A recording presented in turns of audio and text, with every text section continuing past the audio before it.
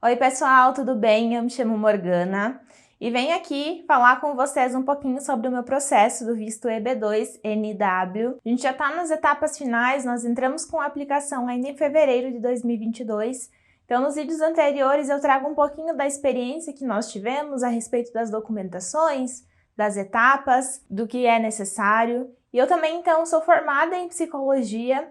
E aqui eu vou trazer um pouquinho mais de informações para vocês a respeito da minha profissão, mas e como ela pode auxiliar vocês em vários aspectos. Então, para a gente começar, não esquece de curtir aqui o canal, de comentar, de curtir o vídeo, para que eu continue produzindo conteúdo aqui para vocês, porque essas curtidas, vocês me seguirem por aqui no canal é muito importante para que eu continue nesse processo aqui, produzindo cada vez mais conteúdo. E no vídeo de hoje, então, utilizando o meu conhecimento com a psicologia, a gente vai falar sobre uma coisa que vai junto na nossa bagagem para o exterior, mas que praticamente ninguém fala a respeito disso, que é a ansiedade. Então, como é que fica a ansiedade nesse momento de imigração?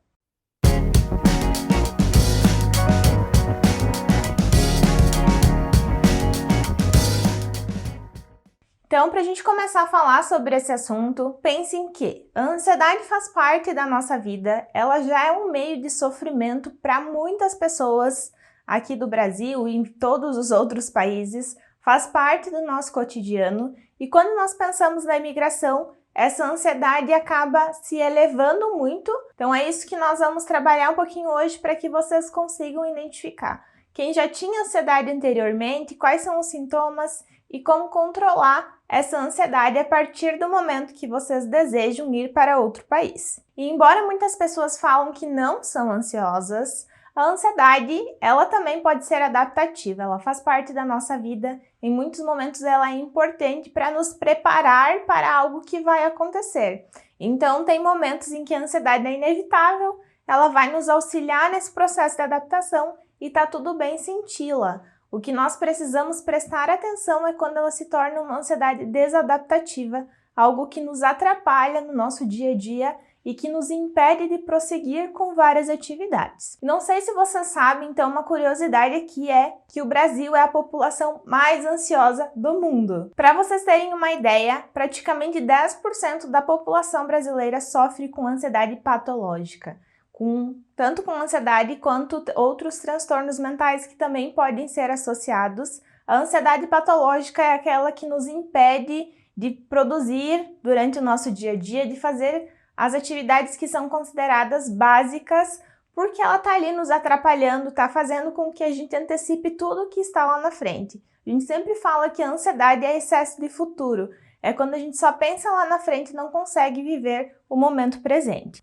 E no momento em que nós decidimos imigrar, toda a nossa vida, todas as áreas da nossa vida precisam ser reconstruídas. Então nós já temos aqui muitos anos, no meu caso praticamente 30 anos, vivendo no Brasil, e aí no momento que a gente decide ir para os Estados Unidos, a nossa vida vai virar de cabeça para baixo, a gente vai ter que se adaptar com várias outras coisas e é inevitável começar a sentir a ansiedade desde o momento da decisão. Será que realmente eu vou morar em outro país? O que me faz ficar aqui no Brasil? O que eu vou decidir? Então, esse momento já começa a gerar uma ansiedade maior no momento da decisão. Então, como eu disse antes para vocês prestarem atenção na ansiedade quando ela se torna desadaptativa, é aquele momento que vocês estão muito pilhados, em que aquilo fica na cabeça de vocês e vocês não conseguem mais prestar atenção nas coisas básicas e necessárias do dia a dia de vocês.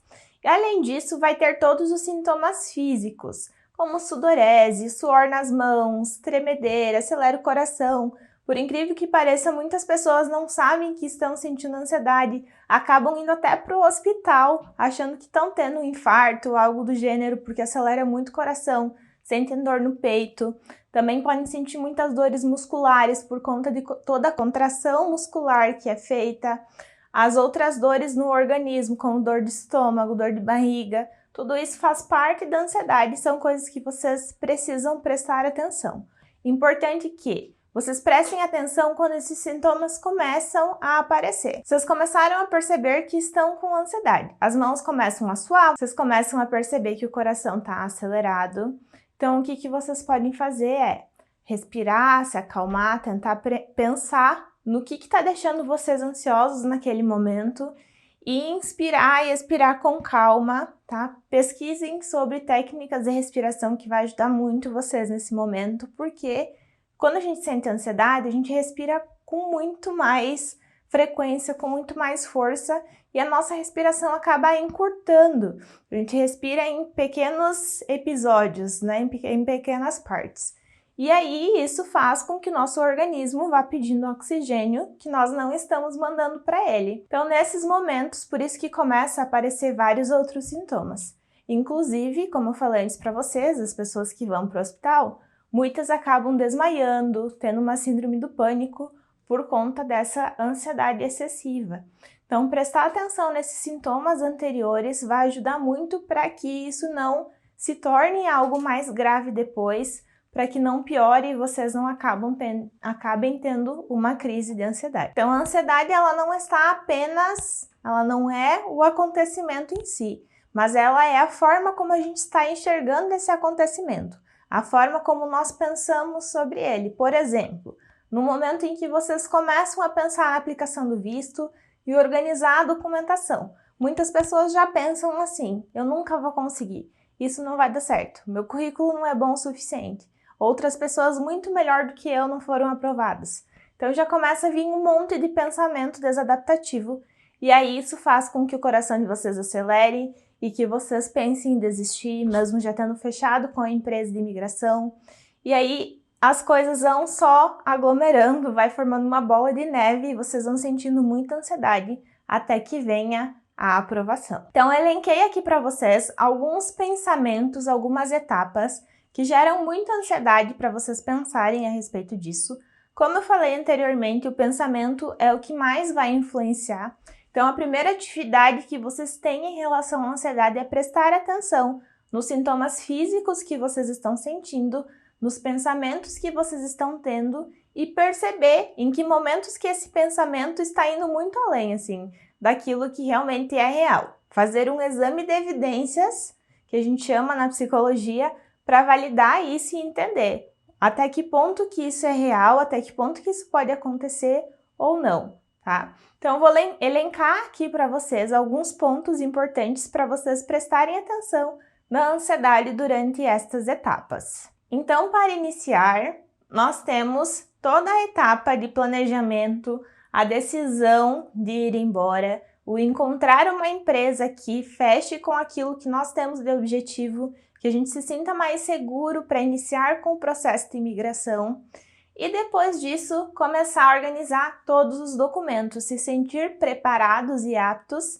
sentir que o currículo de vocês realmente é bom o suficiente para entrar com o processo do visto. Esse processo de organização dos documentos geralmente demora um tempo, porque é muito documento para organizar, são várias coisas que vocês precisam pedir, inclusive para outras pessoas.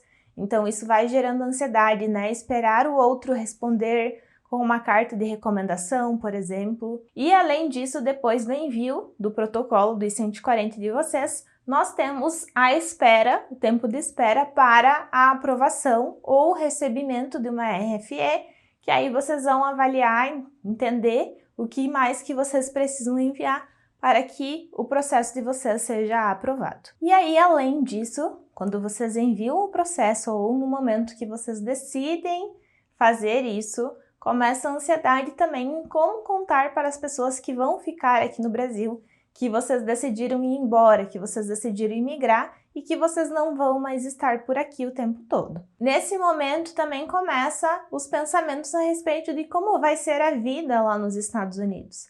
Então, como é que eu vou fazer com a minha profissão? Como é que eu vou me inserir no mercado de trabalho? Preciso validar meu diploma? Como é que funciona a minha profissão lá? Como é que funciona esse processo de validação? E depois, como funciona para mim me inserir, conseguir um emprego na área? Quais são os valores pagos na minha profissão, né? Os valores anuais que geralmente se trabalha nos Estados Unidos. E também pensar na estabilidade financeira, né? Porque a gente tem uma organização financeira aqui no Brasil, praticamente todo mundo que está aplicando nesse visto, praticamente não, né? Todo mundo tem uma estabilidade aqui, tem emprego, tem já uma organização financeira e a gente se preocupa em como é que vai ser lá nos Estados Unidos, como é que eu vou me organizar financeiramente, como é que eu vou fazer no momento que eu chegar lá e ainda não vou conseguir trabalhar na minha profissão. Então, em que eu posso trabalhar, de que forma que eu posso ganhar dinheiro até conseguir chegar onde eu quero. E também vai começar as preocupações em relação ao idioma. Por mais que muitos de vocês já falem inglês, a gente sabe que nós não estamos acostumados com isso diariamente e lá as falas são muito mais rápidas, tudo acontece de uma forma muito diferente daquilo que a gente está adaptado. Então, como é que vai ser minha rotina lá? Como é que eu vou me acostumar com isso? Desde abrir minha conta no banco, ir no mercado para fazer os pagamentos, comprar roupa, comprar as coisas que são necessárias para casa. Então, tudo isso começa a se tornar uma preocupação. Será que as pessoas vão realmente me entender quando eu tentar me comunicar com elas? E a gente começa a buscar também pessoas que já estão lá, canais aqui no YouTube, outras pessoas que possam nos acalmar nesse sentido de nos falar como é que é a vivência, como é o dia a dia nos Estados Unidos, para que a gente compreenda um pouco mais. Quem tem criança também começa a ansiedade em relação às escolas, escolher um local em que tenha realmente escolas boas e como é que vai ser para essa criança estando lá. Será que ela vai se adaptar? A gente se preocupa muito com as crianças, né?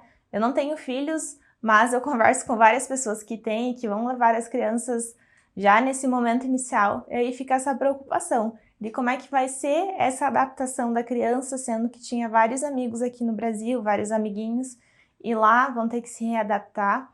Por mais que a criança faça isso muito mais rápido até do que os adultos, né?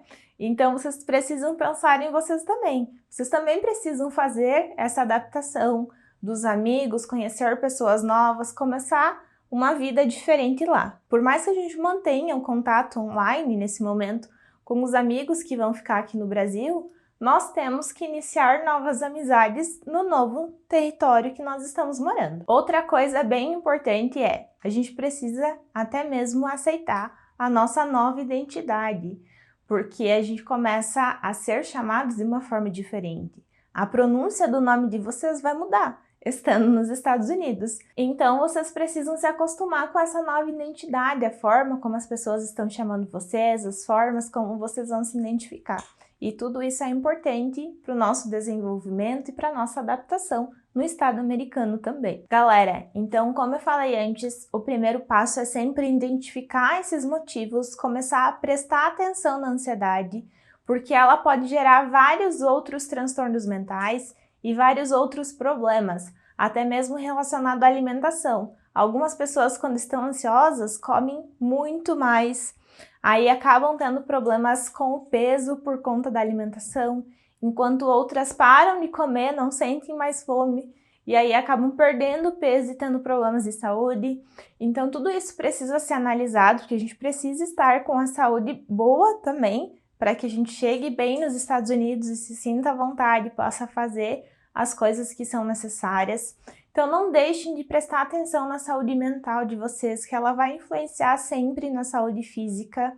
Prestem atenção nesses itens que eu trouxe aqui. Se vocês perceberam outras coisas também que eu não listei, podem comentar para a gente conversar sobre isso. E prestem atenção nesses itens que eu trouxe para vocês, para que vocês saibam também quando procurar ajuda. E procurar ajuda enquanto vocês estiverem ainda aqui no Brasil vai ser muito importante para esse momento de preparação.